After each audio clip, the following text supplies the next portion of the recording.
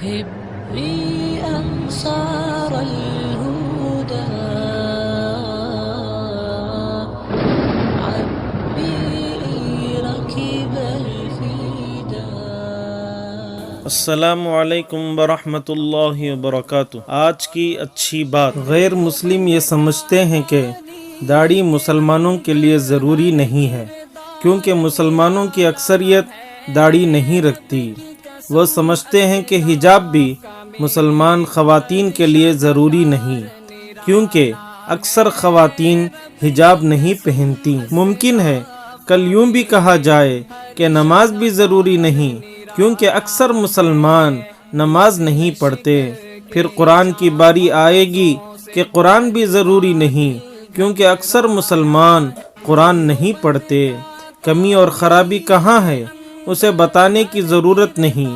ہماری بے عملی نے انہیں ہمارے خلاف جرأت عطا کیا ہے اور انہیں ہمارے اوپر مسلط کیا ہے۔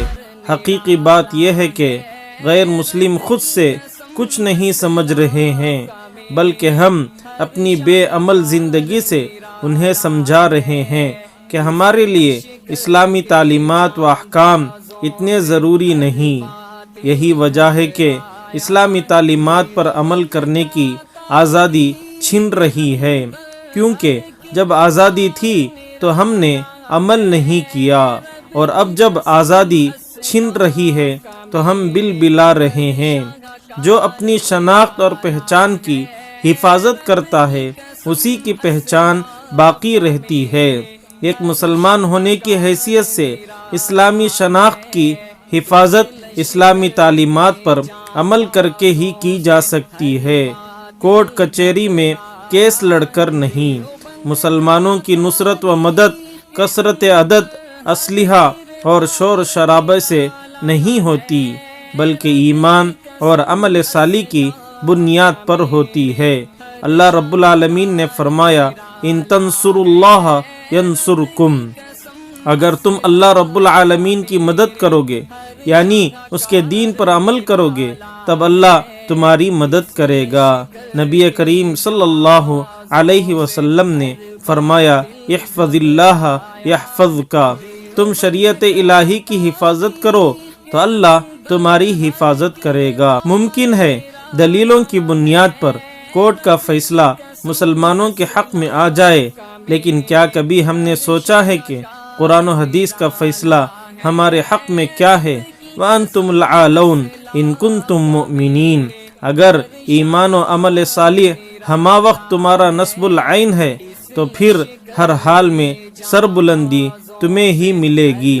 غیروں کے اعتراض کا جواب ہمیں کتاب و سنت پر عمل کر کے دینا چاہیے، اور عمل کرنے کے لیے ہمیں کتاب و سنت کی تعلیم حاصل کرنی ہوگی۔ کتاب و سنت سے دوری اور بے عملی ہی الحاد کے نت نئے طریقے متعارف کرواتی ہے۔ خلاصہ کلام یہ کہ اللہ رب العالمین کی مدد حاصل کرنے کے لیے اللہ والا بننا پڑے گا، اس کی بات ماننی پڑے گی، تبھی ہم اپنی کھوئی عزت و وقار بحال کر سکتے ہیں۔ اللہ رب العالمین نے قرآن میں فرمایا، من کان یرید العزت فللہ العزت جمیعا، دوسری جگہ فرمایا وتعز من تشاء وتذل من تشاء، ایک جگہ فرمایا ایبتغون عندهم العزہ فإن العزت للہ جمیعا۔ مذکورہ آیتوں کے مفہوم کا خلاصہ یہی ہے کہ عزت کا مالک اللہ رب العالمین ہے۔ جو اپنے رب کی، نبی کی، قرآن کی، حدیث کی عزت کرے گا اور شریعت پر عمل پیرا رہے گا، اسے ہی عزت نصیب ہوگی، ورنہ اللہ رب العالمین بے نیاز ہے۔ پوری دنیا بھی کفر اختیار کر لے تو رب کے عظمت و کبریائی میں ذرہ برابر بھی فرق نہیں آ سکتا، اس کی شان میں کمی نہیں آ سکتی۔ اس لیے ہم سب کی ذمہ داری ہے کہ لوگوں کو صحیح عقیدے سے روشناس کرائیں، کتاب و سنت پر عمل کرنے کی ایک دوسرے کو دعوت دیں، لوگوں کو اللہ سے، اللہ کے گھر سے، اللہ کی کتاب سے، نبی سے اور نبی کی سنتوں سے جوڑیں، تاکہ سرخ روئی حاصل ہو اور اللہ کی مدد نازل ہو۔ بیماری بے عملی ہے، بیماری بے عملی ہے، اور اس کا علاج کتاب و سنت پر عمل کرنا ہے، واللہ المستعان علی ما تصفون۔